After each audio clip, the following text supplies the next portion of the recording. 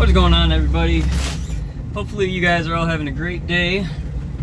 I am here today to talk about two things. The first thing is I'd like to thank each and every one of you guys for subscribing to the channel. You know, I think we're up to like 103, maybe 104 subscribers, something like that. And you know, from day one, I never thought I would ever get to this point. I never thought I'd get to 50 subscribers, you know, or 10 subscribers, you know. I never thought I'd get to that point. So, you know, everybody out there that subscribed to the channel and all those who, you know, view the videos, you know, and like them and comment, you know, thank you guys so much. It means, you know, a huge amount, you know, to just think, you know, that many people actually enjoy hearing me talk all the time. But anyway, so that was the first part of the video. Also, I would like to say to anybody, you know, who's watching this right now, you know, one thing that would really help me out, and I mention this a lot, you know, but it would really help, is if you go ahead in the comments below and tell me what you guys want to see, whether it's the Jeep, whether it's the Deuce and a Half, whether it's the new shop, you know, what you guys want to see, you know, what's your favorite vehicle on the channel, you know, what's your favorite part about the channel, and you know, it would really help me out to kind of, you know, better the channel, you know, to see what people really want to see. So if you guys could go ahead and do that, that would also mean, you know, a great deal. Hopefully it's not too loud in here. You know, I'm of course going, you know, 40, and the soft top on the Jeep is a little noisy, so we got that going on. But the main part of the video today is going to be what we're going to be doing to the Jeep this summer.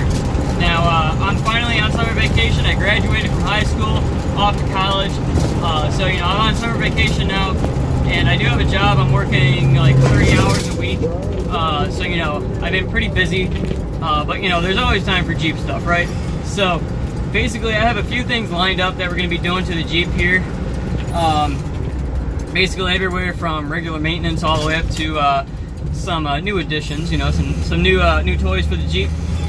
So basically, I'm just going to go ahead and kind of list them off here, from things that are definitely going to happen to things that you know, I would like to have happen, you know, but depending on, you know, what happens, we'll see.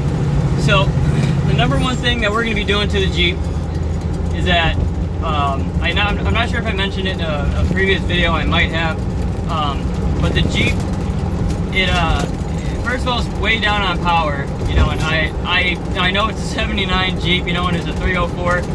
But, you know, it's just really, really down on power, and if you go ahead and, like, you know, put your foot to the floor, it'll pop and sputter and backfire on you, especially when it's cold out. If it's like below 50, it just runs like shit, you know. I mean, it takes forever to warm up, and I know part of that is due to the fact that the choke is not set up correctly, but also I'm wondering if, you know, because there's a brand new carburetor on it, so I'm assuming the carburetor is pretty well tuned.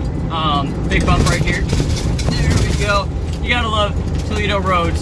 But I know part of it is due to the choke, but I'm not sure if part of it is due to carburetor tuning or maybe the timing. I'm not sure. It almost is like the timing is really retarded. So we're gonna go ahead and put a timing light on it. You know, get all the timing stuff set in, and then if we need to, we're gonna go ahead and tune up the carburetor on it, so everything will be nice and tuned up, ready to go on the Jeep for the summer. So that's the number one priority. Number two priority is I gotta buy every single gasket for this engine. This thing leaks like a sieve. I definitely know that the rear main seal is just completely shot on this thing. If you park it anywhere, you get, you know, a massive puddle underneath it. So the rear main seal definitely has to be replaced. Also, I'm going to be obviously replacing the oil pan gasket, since, you know, that's going to be coming off. And I believe the valve cover gaskets are also shot, because the side of the heads are pretty greasy. So I'm going to guess the valve cover gaskets are shot. And I think that's pretty much all the seals that I need to get. You know, that's pretty much every seal on the engine there. So we're going to go ahead and clean that all up. Also, while I'm in the process of doing that, I might get a new set of valve covers for it. You know, if I am going to be going ahead and, you know, putting new gaskets on, I might as well get new valve covers as well. So that's the number two priority, is getting everything cleaned up, because you know it's bad when you're not allowed to park in your driveway my parents will not let me park the Jeep in the driveway because I leave oil spots everywhere. So I have to park in the garage over a piece of cardboard. So that's always fun. But once I get that all fixed up, I should be able to park this thing anywhere. The number 3 thing that I'm going to be doing to the Jeep is basically, just regular maintenance. Obviously, when we go ahead and take the oil pan gasket off, or the oil pan off, to do the rear main seal, we're going to have to drain all the oil. So we're probably going to go ahead, drain the oil. It looks like it's a fairly new oil filter on it. Obviously, we'll replace it, since we're draining it. Also, just kind of go ahead, double check everything, clean everything up.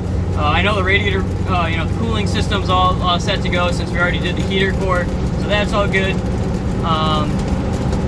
Just stuff like that, getting everything cleaned up, making sure that this thing is 100% on its game, ready to go. And then the next thing, and this is probably the final thing that I'd really like to do to the Jeep, and it all depends on how everything else goes and what kind of budget I have left. I would absolutely love to put an exhaust on this thing. Now, I'm not sure if you guys could tell from a couple of the other videos I've done that I got a pretty bad exhaust manifold leak. It's not horrible. When it's cold, you can kind of hear it pretty good. So I'd like to go ahead and fix that. And of course, what better way to fix it than get a set of headers for it, right? So I've been eyeing down a set of headers for the Jeep for a while now. They are Hooker headers, and I'm not quite sure yet which way I'm going to go, whether I'm going with inside frame headers or fender roll headers, which if you guys are Jeep guys, means side pipes. So I would really love to do side pipes on the Jeep. The only thing that concerns me a little bit is, of course, how loud they're going to be. But Hooker also makes a actual chambered set of side pipes. I'm not sure the exact, I don't know what they're called. They're just the Hooker side pipes, and they are, I want to say, maybe 30 inches long, so they're going to fit perfect under the rockers. They bolt right up to the headers, fit perfectly.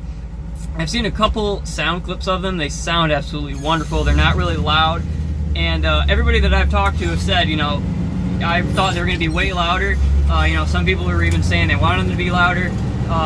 So, and I'm not really affected by loud vehicles. I'm 18, so I enjoy that kind of stuff.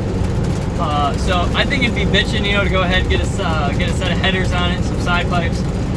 But like I said, that all really depends on how all the other maintenance stuff goes and what kind of budget I have left. If we run into any obstacles, anything else that needs to get fixed along the way, which hopefully we don't. I'm really hoping that, I pulled the oil pan off and everything is fine under there. I hope to God I don't find, a bunch of metal shavings or something in there. But, with the Jeep, you never quite know, right? So hopefully everything goes well with that. There is an awesome 54 Chevy Gasser coming up behind me there. That thing is awesome. Wow, it's an early 50s Chevy Gasser. That thing is awesome, guys. But anyway, that's pretty much everything I got lined up for the Jeep, at least for right now. So far, I haven't really had any complaints. So yeah, we're basically, I'm having a hell of a lot of fun with the Jeep. I've been driving it every single day, back and forth to work, and of course, back and forth to school when I was going to school. I think I put roughly maybe almost 2,000 miles on the Jeep since I bought it last summer. So it's pretty amazing. My friends always were like, "How old is your car?" And it really doesn't click. When you realize, wow, I drive a 40-year-old car every single day, and honestly, I wouldn't choose anything else to drive. Anything newer. I would never go back and choose to drive a newer car. I love this Jeep, and for those of you guys, who are maybe thinking about driving an older vehicle, and I was thinking about making a whole video on that. If you're interested on, kind of hearing the, pluses and minuses of driving a 40-year-old vehicle every day, leave a comment down below. But, all in all, you gotta pay the price in the beginning, you're never gonna buy a 40-year-old vehicle and just be able to get in it and drive it every single day. You know, I knew, you know, way in advance of buying the Jeep that I was gonna have to do some stuff to it to actually get it to this point. Because, you know, obviously, when you have a vehicle that old, parts wear out, and when parts wear out, you know, you got to replace them. So you are going to have to put a little bit more money into it in the beginning, but you know, once you start driving it, it does, you know, it fixes it. And one of the biggest, or the worst things that you can do to a car, in my opinion, is let it sit. You know, if you are a car collector, you know, and if you just let it sit in a garage, you know, for its entire life, you're doing more harm than you are good, because everything in there is wearing out. All your gaskets, seals, everything in there is wearing out, and as you're doing that, it's just completely destroying the car. So the best thing you can do is go ahead and drive the car. You know, drive your cars, enjoy them. You know, that's what they were meant to be. That's what they were meant to do. So anyway, with that being said, that's pretty much all I've got for you guys in this video. I hope you guys did enjoy. If you did, make sure to like down below. And again, don't forget to go ahead and subscribe to the channel. Make sure to go ahead and leave a comment about what you guys would like to see. And that being said, thank you guys and have a great day.